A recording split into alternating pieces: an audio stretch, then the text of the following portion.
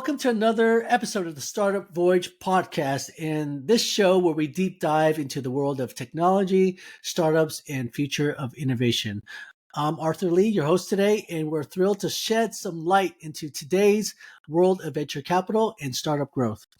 Joining us today is a partner at a renowned special situations fund with over a decade experience spanning the US, Europe, and Asia. Our guest brings a wealth of knowledge and insights into the ever-evolving landscape of VC world.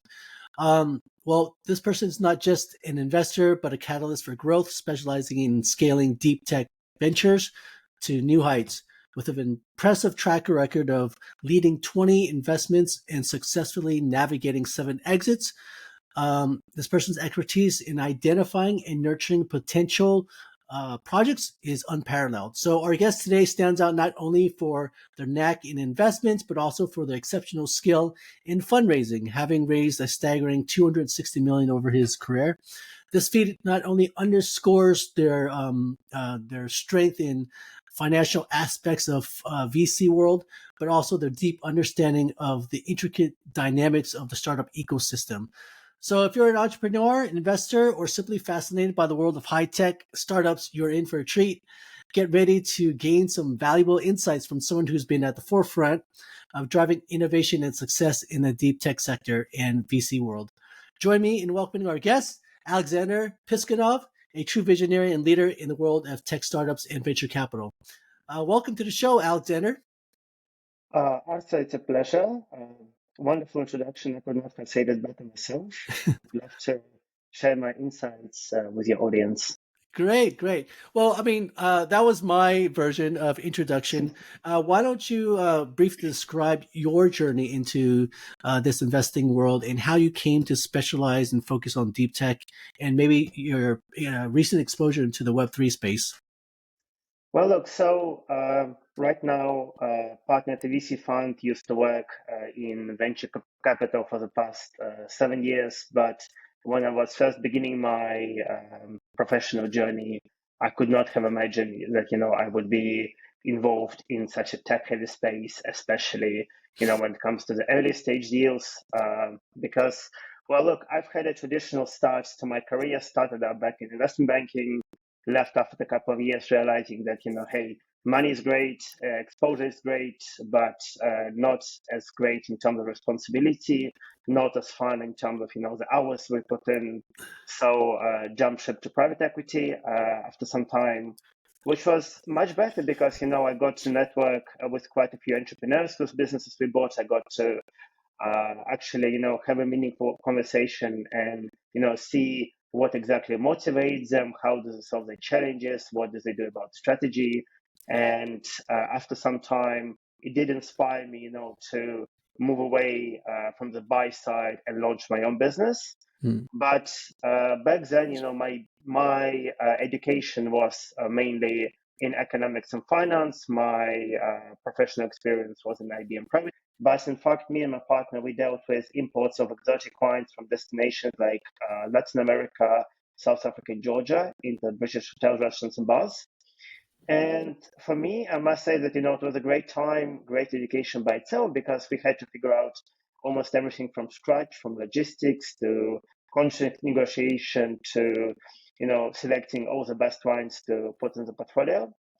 Until a certain point when Britain decided to leave the EU, which for us meant that, few key suppliers went away, business costs went up, and basically business became less profitable. So I sold my stake, moved over to the investment world once again. But since then, primarily been active on the venture capital side. So left initially to join an American VC fund, which dealt with early stage investments in deep tech.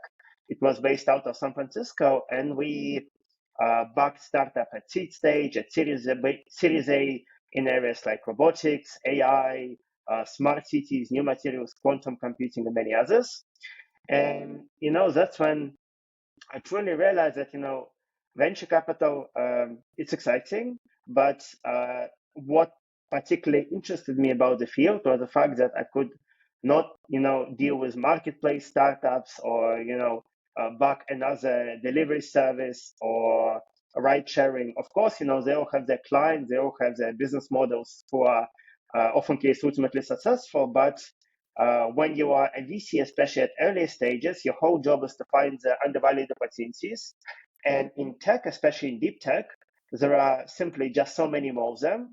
But on the downside, you do have to occasionally deal with entrepreneurs whose eyes are lighting up at the mentioning of idea, but on paper, there is not as much yet, right? So the early stage game is much more about your own gut feeling and about your uh, sharing of the vision with the founding team of a startup.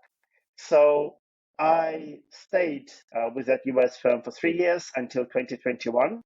And just like I decided to make a change when Brexit came for the UK, COVID made me reconsider my options and move over to Singapore and work at later stages. So, look, in terms of later stages investments, we are right now primarily specializing on Series B plus, also in deep tech.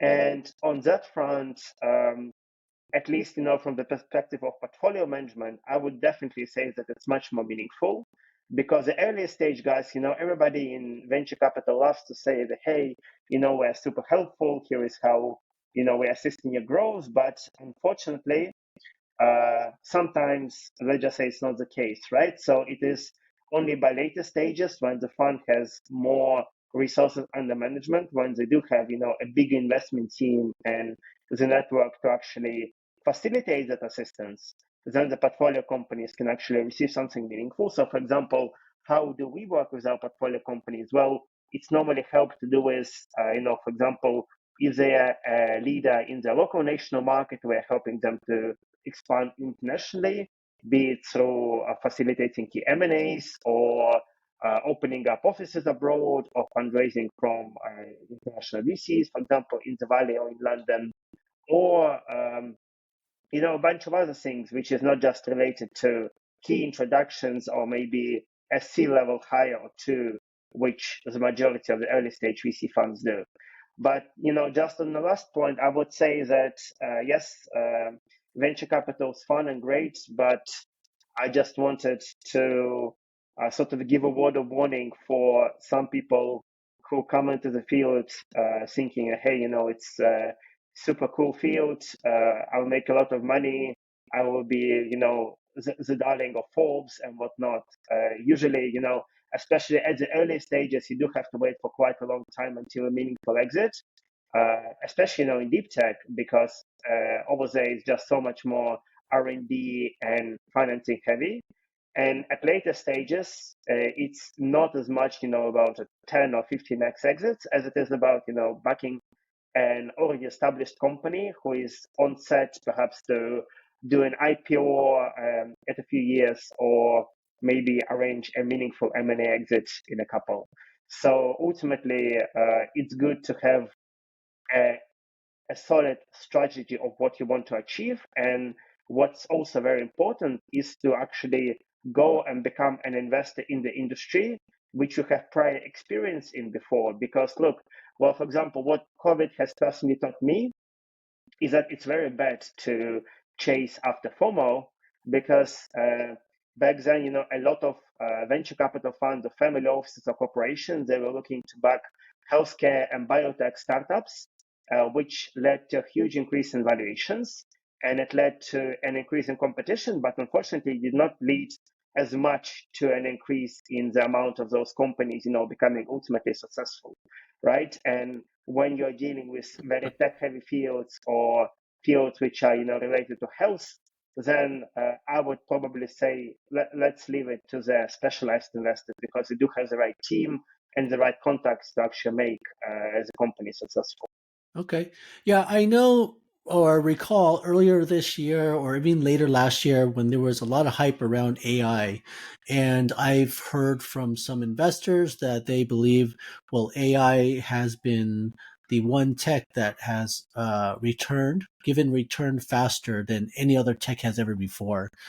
Meaning, I guess maybe exits were less than 7 years, right? It's like maybe it's a 3 year exit or 4 or 5 year exit, something like that.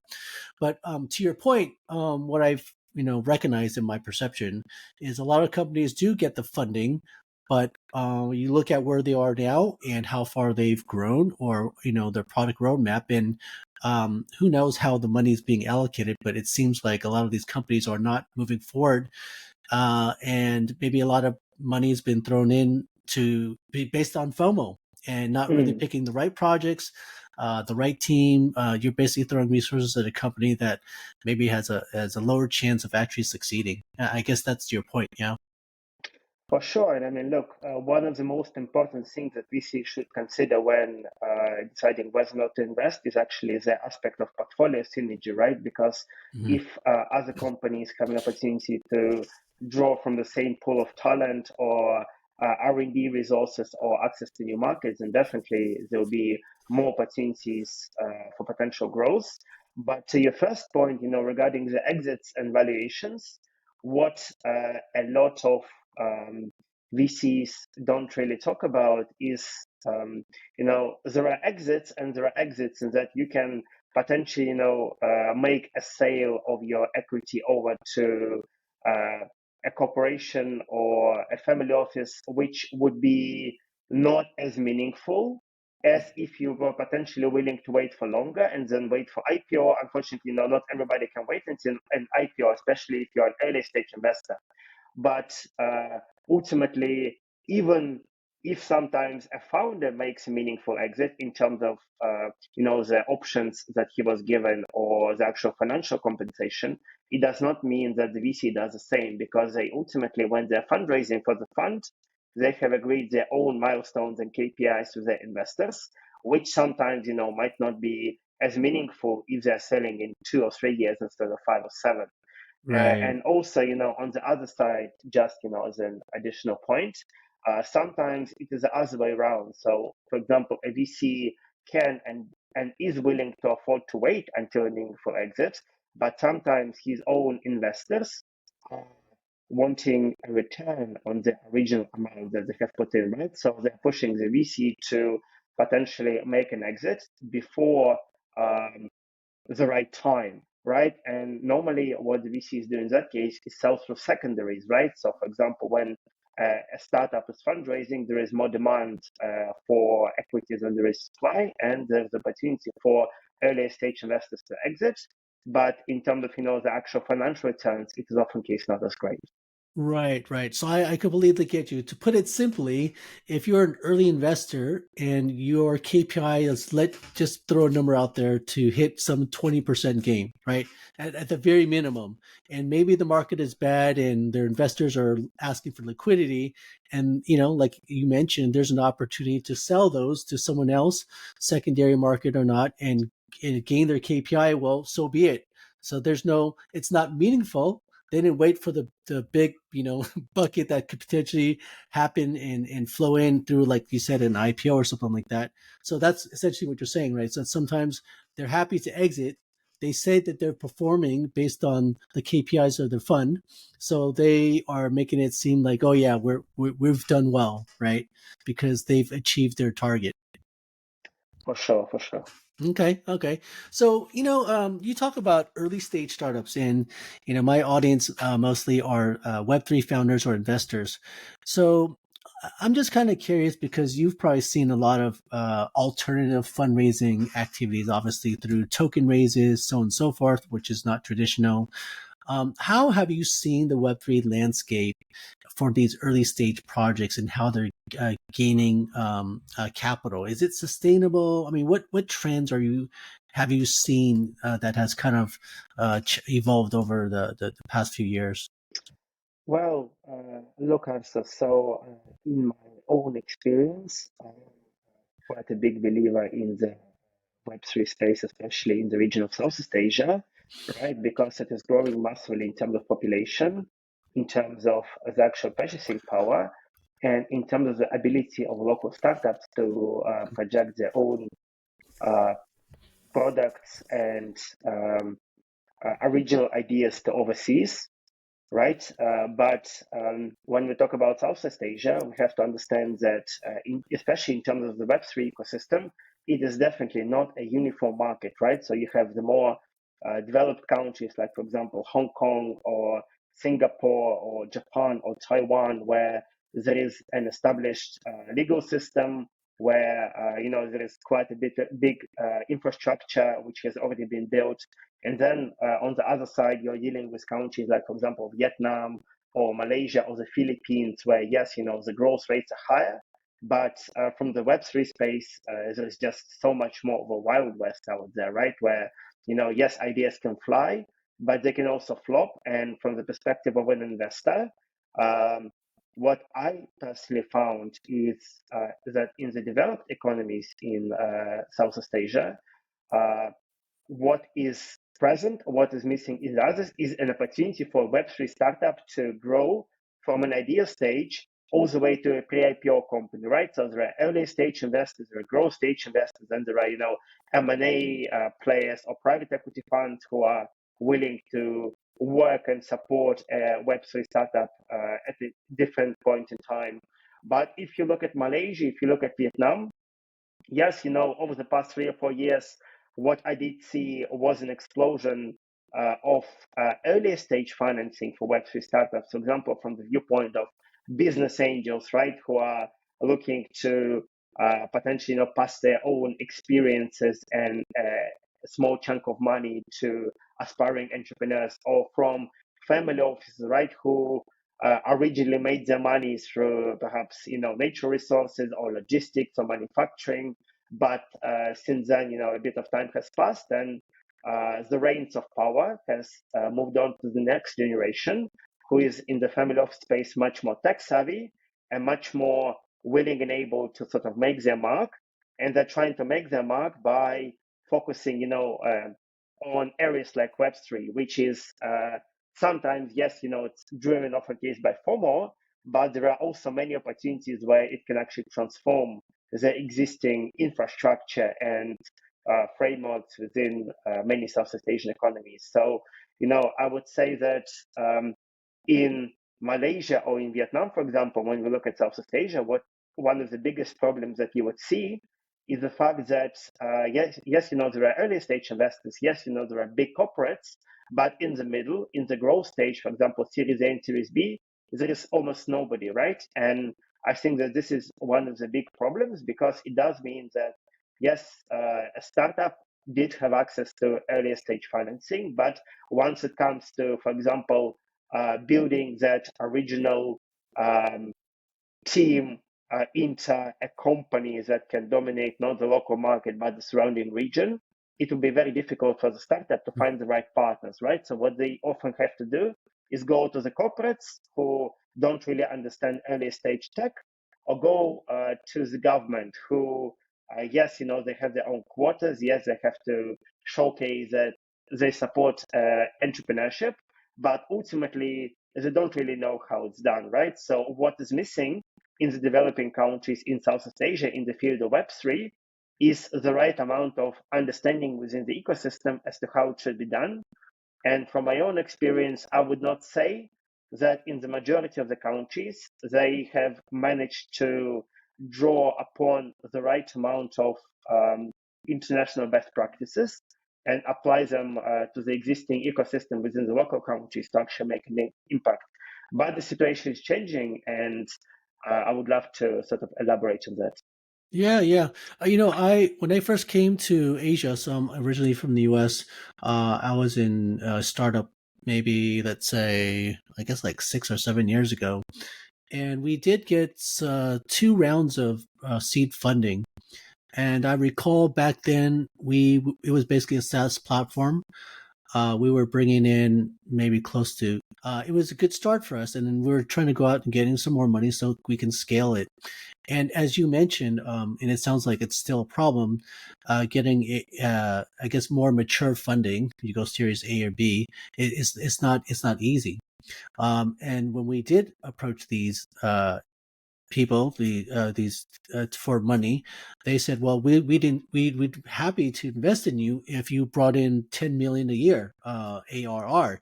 And then I was thinking, if we could do that, I don't think we need your money, right? It's kind of like it was a really big gap from us raising maybe 3 million as a seed. We were just asking for another like I Mm. guess 5 million at the time, and they said no. I mean I guess they had a minimum ticket size, I suppose, but I mean there's always this gap in between to try to get capital for scaling. So I thought it sounds familiar. It sounds like that's what you're saying, that a lot of startups, in order to get to the next stage, they go to government, they go to the corporates, try to and like who don't understand like early stage. So getting a decision is difficult. Yeah. Well, look, so when it comes to the Web3 space, in terms of the gap that you've just mentioned and I've addressed previously, I think that another key player that is missing, which is present in regions like the UK or the States, Yeah. is the presence of, for example, the venture studios, right? So the guys who Yes. are supporting the Web3 startups from the early stage. Yeah. But in Southeast Asia, even in markets like Taiwan and Singapore, it is still very risky for the corporations or for the governments to actually pull their money together and hire the right team of experts to devise the right program. And even when they do, they don't really understand, how long it still takes to back a Web3 company, from an idea stage to become a meaningful revenue generating business. Right. And part of the reason for that is because, unfortunately, in the majority of regions within Southeast Asia, because, as I've mentioned, it's still quite a wild west. I would say it's still so much more about competition, not cooperation. And as a result, everybody just tries to pull the rug under himself rather Right. than, perhaps maybe lose something in the short run, but build up the ecosystem, get great tech, and Yeah. ultimately win over the long run, Okay. which is a problem. Well, all right. Well, like, okay, so you've led what 20 investments with 7 exits. From your perspectives, what type of factors do you look at when you're looking? Let's say if you're looking at some Web3 startups before deciding to invest, what do you think? What do you think are the main key factors? Well, look, so once again, for example, if we look at the Southeast Asian region, I would say that one of the most significant factors for us that we look at is what would be the potential impact of that economy, not right now, but maybe in the next 3 or 4 years down the line, because we do understand that, Web3, one of its major advantages is that if applied correctly, it can really transform the way in which activities are done, not in a single sector, but across different sectors, right? So, for example, we are loving Web3 innovations in the financial technology space, right? Especially when it comes to the emerging markets, it does mean that it's normally to do with, for example, financial services was underbanked previously in big countries like India or in Pakistan, or perhaps decentralized wallets or other areas.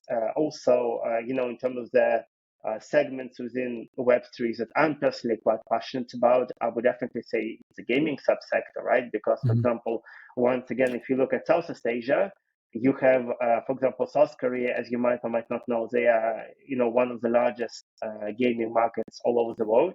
I think maybe fourth or fifth. And as a result, they are having a great ecosystem, which includes not only the gaming development studios, but also the government, who is relatively supportive, and also the consumer, who already knows what exactly they want. And it is a good opportunity for even the Western companies, not only the local ones, to come in and uh, turn the digital product into a Web3 product.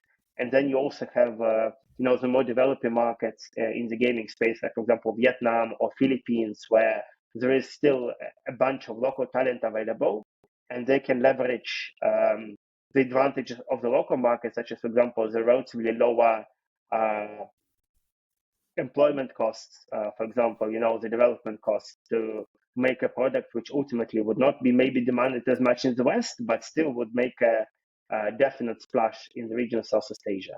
But, to keep going back to answering your question, I would say that the other things that we look out for when it comes to, let's say, saying yes or no to a specific investment opportunity, other than its ability to scale across multiple industries and derive similar solutions, would be the international expansion factor, right? Because Mm. once again, if you're looking at the US, a company in the US in the Web3 space doesn't have to go international to become big.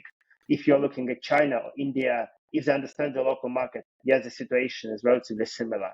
But if you're looking at Vietnam, in Singapore, in Hong Kong, even if you know the latter two are relatively developed markets, you would also understand that the local market is very small, and just by focusing on the local consumer, not only the company would not become big, but also you as an investor would not really make a meaningful exit. And Right. that's part of the reason why we're doing it. So the international expansion opportunity would be another key thing, and for a company to be much more successful in terms of its international expansion, I would say that one of the more important aspects would be the actual innovation factor of the idea, right? Because the founder needs to understand what kind of trends are going on, maybe even halfway across the world, back in Western Europe or North America. How exactly is his own product unique, and how exactly, let's say, maybe he's not even generating revenues right now, but he has pilots. So what it will take to turn those pilots into paid contracts, and how exactly would he turn his one existing product into a product line down the road, perhaps. So strategic alignment is awesome for us. Okay. Well, thank you for sharing that. And I think, for sure, the idea with a lot of these founders that I've met before, it has to go beyond raising through a token sale before they actually build a viable product. I've met too many projects that feel that, okay, well, I've got an idea. If I can raise money through token sale to start my project, and then they start building something that would be viable to market, which I think sometimes, I guess that's just the game, right? Everyone's chasing after the money to build something. But in that respect, um, could you provide us an understanding from your perspective of what it looks like when you're raising money, right, for a Web3 venture or a venture just in general? Because I think that it would be helpful for a lot of founders who maybe don't understand the process because maybe for them it's they go out on LinkedIn or whatever to their network. They say, "Hey, do you know any investors?" They start having all these conversations, not really understanding, who they should target. It's just almost like anyone who would listen and is interested in maybe their vertical, investing in their vertical. So can you walk us through then, like, fundraising from your perspective? So I would love to walk you through fundraising, but just as a first note about the token sales, it used to be the case in Web3 that token sales used to be an alternative financing route to the traditional VC route. But since then, there were quite a few crypto winters, quite a few scams, a lot of people were, burning a huge pile of their own money. And as a result, even the successful Web3 and crypto startups, they eventually found themselves having to still go to the VCs. But for the VCs, it's actually a major turnoff when you have raised quite a bit of money through a token Mm. sale or through an ICO, and then you're going to VCs, right? Because it does mean that perhaps you were not able to achieve the results that you have originally projected, or the early stage investors who are in the traditional VC route, there may be business angels or accelerators or incubators, but in the case of the token sales, they're just usually the general public. They were not as super helpful to your own progress in development, so it will be perhaps more difficult to fundraise for you in the future, even if they do give you the money now, right? So Right. I would say that for Web3 founders who have fundraised for a token sale and now they're considering the VC route, they really need to decide as to why exactly and what exactly do they want from their VCs. And perhaps, even as I was speaking in the beginning of our call today, when it comes to health tech investors, only perhaps investing in health tech, I think that Web3 founders ideally should prioritize raising from the Web3 funds, because without that it would be very difficult to achieve synergy. Without that, it would be difficult to arrive at the right KPIs with the investors, because usually, one party wants one thing, another wants another. And when it comes to the actual fundraising process, I would say that one of the more important things for the founders to consider is, just like venture capitalists do due diligence on their potential portfolio companies, you as founders should really need to do due diligence on your potential investors, right? So how it can be done? So first of all, do look at the media that perhaps they're releasing, whether there are market reports, whether there are maybe marketing videos. Also, talk to their potential portfolio companies in the same space who have already received financing from them, and do understand the red flags, because it is even if you like the potential investor, it is still better to find out the bad things before you have actually signed the term sheet. Even though often case the term sheet is not binding, it will be a bad idea for you to sort of start and rearrange all the terms after you have agreed to them.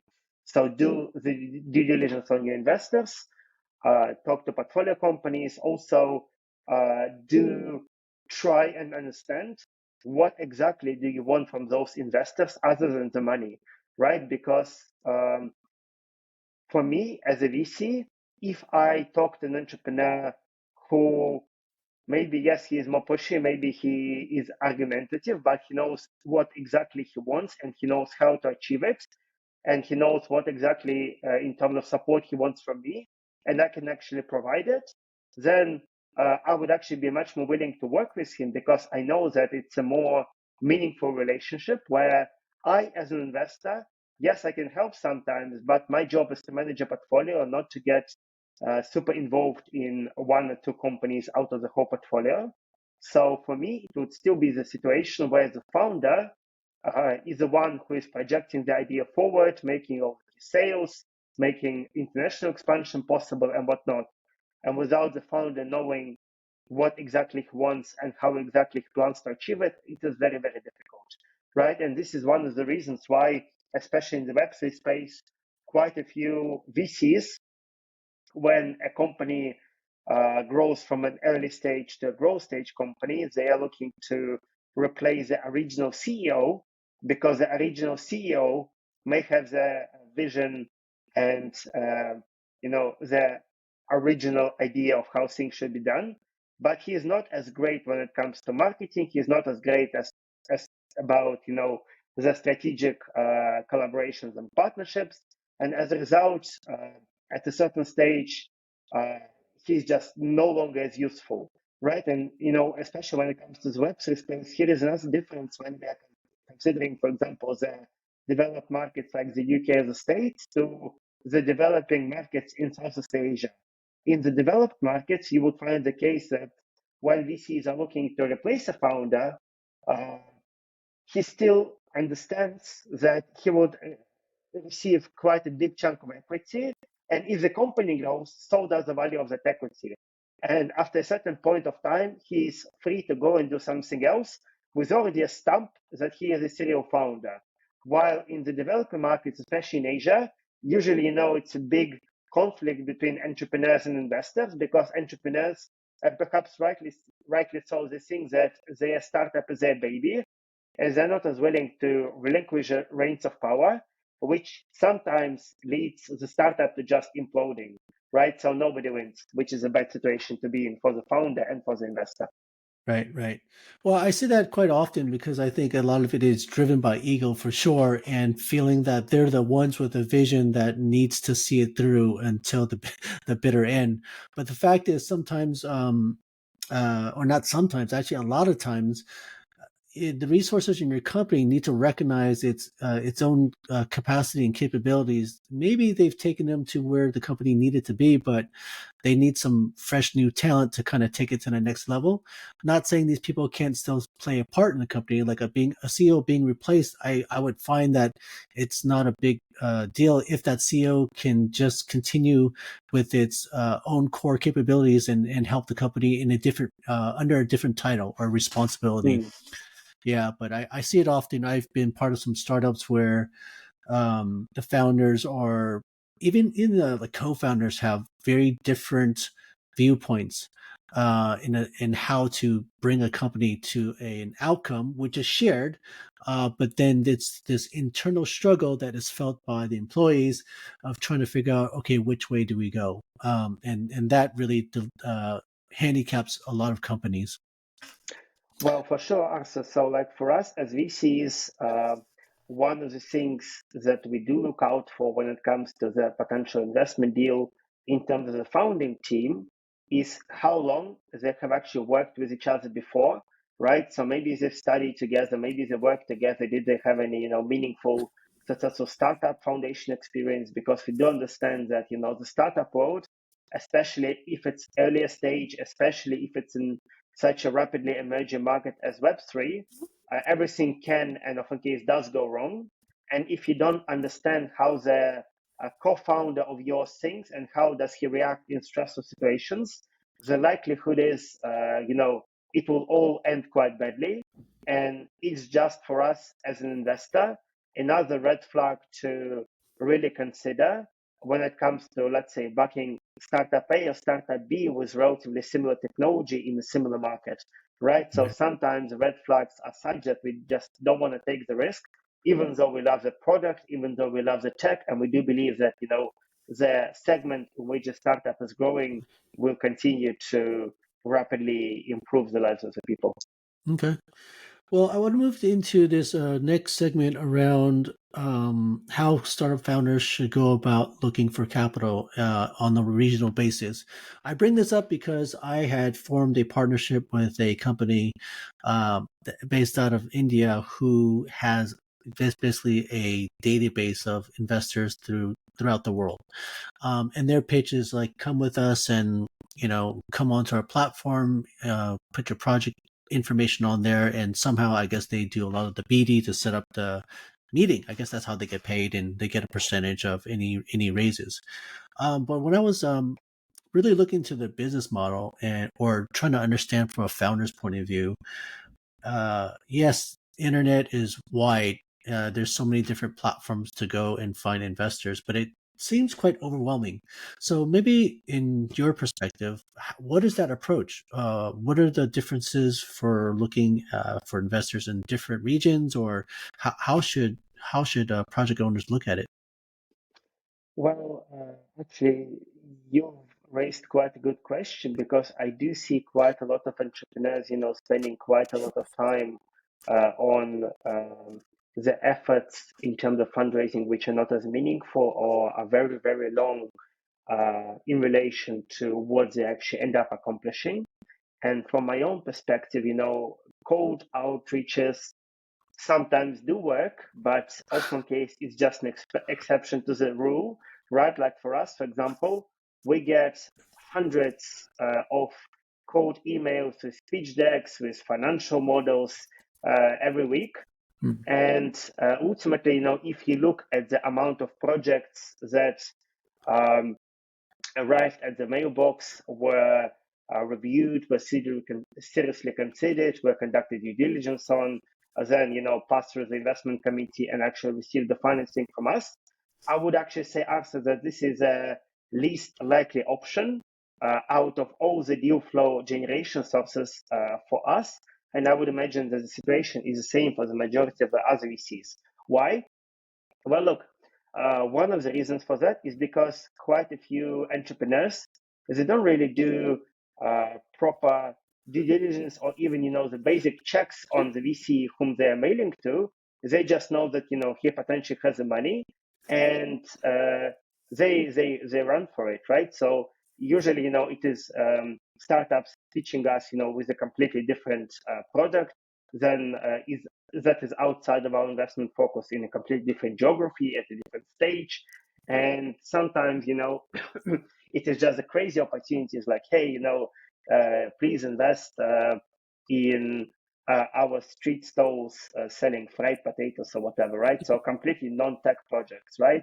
So it's part of the fun of being a VC, but for you as an entrepreneur, I would imagine that it's not the right way to do things. So when it comes to talking about the better way of doing things, I would say that first of all, I would advise fundraising from a market where you are legally located and where the majority of your current customers or potentially future customers would come from. Why is that? Well, look, so first of all, when it comes to the jurisdiction, the likelihood is the investors in that region would be, let's say, if you're located in Singapore and you're fundraising from Southeast Asia, the investors in Southeast Asia would know that Singapore, is a great legal hub. It has a system where both the entrepreneurs and investors, given the right term sheets, are adequately supported. And it does have good links with the bigger markets, like, for example, the States or the UK. While if you're, for example, looking to fundraise from Southeast Asia and you're actually located in Delaware, then one of the common questions would be, who are you and why are you approaching us, right? So you can still fundraise on that matter, but you just need to understand how exactly to answer that question to have the right story, right? So for early stage startups, I would definitely say that fundraise from the market where you're located. For the growth stage startups, right? So when you are already having a certain amount of money, when you're already thinking about maybe local or international expansion, then do consider what kind of smart money would you be looking for the most and where you can potentially obtain it. So another thing I would say is definitely try once again, not go through the cold mail approach, but go through the warm introductions, right? Because if you, for Right. example, previously worked in a large corporation, maybe this large corporation has its own incubation program or a VC fund.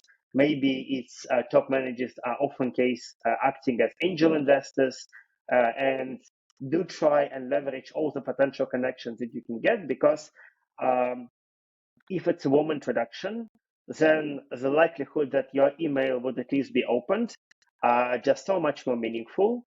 And another thing I would say is do try make the most of the marketing that you can get.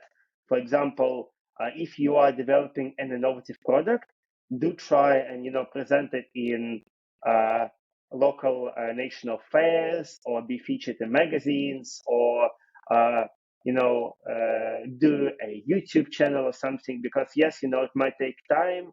Yes, a lot of that exposure might be wasted, but it's still better than doing nothing, and it's still an opportunity for you to start selling your product and the idea of your fundraising round through a different lens, which can be quite interesting for a different kind of investor. Okay. If I okay, I'm trying to put together a list here just in general. So if I, like, to your point, go after warm introductions, obviously better than cold. But if I'm gonna look at someone that came across, like, let's say, my feed somewhere, or I saw someone raise some money from this person recently, I should probably look at or understand and learn the type of startups based on the vertical and regions that they're targeting. Maybe the stage of growth, like you said, someone who's basically at early stage or at the growth stage, and perhaps the minimum ticket size, which sometimes you really can't get. I guess there's an expectation of range. Like if you're seed, you can go anywhere from like 10,000 to, I don't know, 100,000. I mean, is that like a fair minimum amount to kind of look at a profile of an investor? Well, look, I mean, one of the advantages of any developed market is the abundance of investors across many different levels, right? So, for example, at early stages, you do have the business angels, right? The business angels usually write quite small checks, but in terms of your startup, they are much more interested in yourself and in your vision rather than the business metrics, right? So it's Oh, relatively easy to convince them for example, at an idea stage, then it will be for you to convince a corporation, right, or an established VC fund. And on the downside, the business angels do write smaller checks, and it does mean that it will take more of them for you to sort of arrive at a meaningful investment round. Another thing that you need to consider is the actual valuations, right? So valuations, especially in the Web3 space, are wildly different across markets, right? Like, for example, in the States, on average, I would say that a Web3 startup at a seed stage in the States is 3 to 4 times as big in terms of valuation as it will be even in a developed market in Southeast Asia, like in Singapore or in Taiwan, simply because it is slightly easier to grow a company from seed stage to a big company in a developed market like the States, right? And there are also more investors. So if you have meaningful technology and you have a good enough founding team, it's slightly easier for you to fundraise and perhaps twist some arms. But ultimately, I would not, gamble if I was an entrepreneur on arriving at as high valuation as possible. Yeah. Because even though, you might be relinquishing a lower amount of equity in the short run, if you are not able over the medium run to justify that valuation, right? So to arrive at meaningful KPIs or to achieve the metric that you have agreed with investors, then the likelihood is even if you fundraise the next time, you would be fundraising on a down round, right? And a down Yeah. round means that, your original investors trust in you was misplaced. Yep. And as a result, it will be much more difficult for you to actually get the Good. good guys in the next round. Mhm. Good point. Good points. Okay. Um, let's go into advice for startups. Do you have just? I mean, I know you've said actually a lot already. Um, great points of advice. Is there anything specific that is always part of your mantra, so that you're going to tell whoever is going to start a company? What are the, I don't know, top 3 or 5 things, or your top 3 or 5 advice? Well, look, I would say that one of the most important things that I would advise startups, especially if they are launching the Web3 product in a developed market like the States or like Singapore, like Taiwan or Hong Kong, is to focus even at the early stages on commercialization, right? Because in those markets, you would find a situation where there is a greater abundance of potential investors where often case the infrastructure is already present but there is also more competition. So the way that VCs, for example, assess here is by how exactly are you commercializing your product at even the early stage, right? So maybe it would not be, meaningful revenues when compared to Series B company. But for VCs, it will be a sign that they would not be, trying to kickstart a still train, but they will be just adding more coal onto the fire of the already moving one.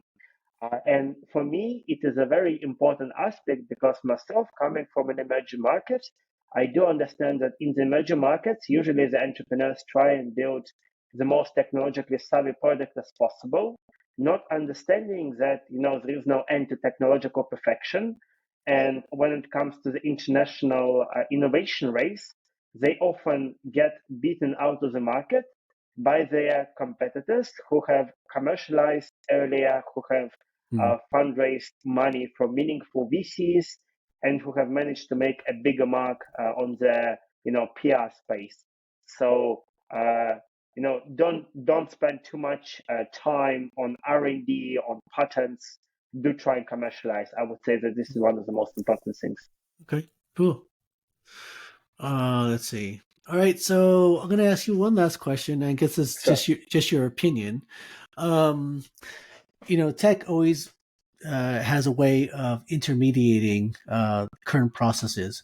When it comes to venture capital, a lot of platforms out there that are promoting projects, trying to make it easier to do the matching between the investors and also the project owners. Do you really see that technology will change much in fundraising for Web3 startups in the next 5 years? Well, look, I would say that the systems, the platforms that you've mentioned, I have not really seen them being very successful. And one of the reasons for that is that the investors who go on those platforms usually they're either quite unsophisticated, right? So they draw the majority of their startups from the specific batch offered by the platform, and they're not really as able to do proper due diligence by themselves, or they're not really as able to support those companies by themselves, or if they're an established VC fund, they're using that platform only as a smaller portion of the overall deal flow generation efforts. So for them, spending too much time to engage and actually learn about the startups on the platform would not be, ideal.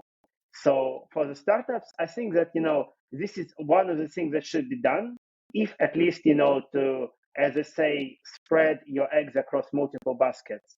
But this is definitely, not the thing in terms of fundraising that the entrepreneur should prioritize, because ultimately, in terms of the amount of time that you put in, the overall outcomes would not be ideal. But when it comes to your original question as to how would I see the fundraising scene for the Web3 startups changing over the next 5 years, I would definitely say that especially in the emerging markets, be them Southeast Asia or LATAM, not as much about Africa, but LATAM or Southeast Asia, I would definitely say that at any given stage, there will be much more fundraising options than there were before. Because, for example, the corporations are increasingly finding that, yes, Web3 tech is sometimes raw. Yes, it's sometimes still many years in terms of the actual business impact or strategic alignment with their own goals, but the potential changes that they can bring to an organization are huge, right? And the changes, they are also being impacted on by related technologies, such as, for example, the onset of 5G, which is increasing the communication speeds and, for example, increasing the rate at which bank transfers afforded by, DeFi, the leverage finance, could be, implemented and things like that, right? So there are opportunities across different angles, and as a result, I think it's a good time to be a Web3 startup. So don't chase after valuations, do pick the right investors, and do understand exactly what you want to achieve in a year's time, in 3 years' time, and in 5 years' time. And if you're an early stage company, do not go to your investors and say, hey, I want to exit my company in 3 years, because for your investors, it's not a good sign, it's a red flag. Thanks. All right, Alexander. Well, thanks for joining us on the Start Voyage podcast, and you provided a lot of insight. I'm sure the listeners will learn a lot.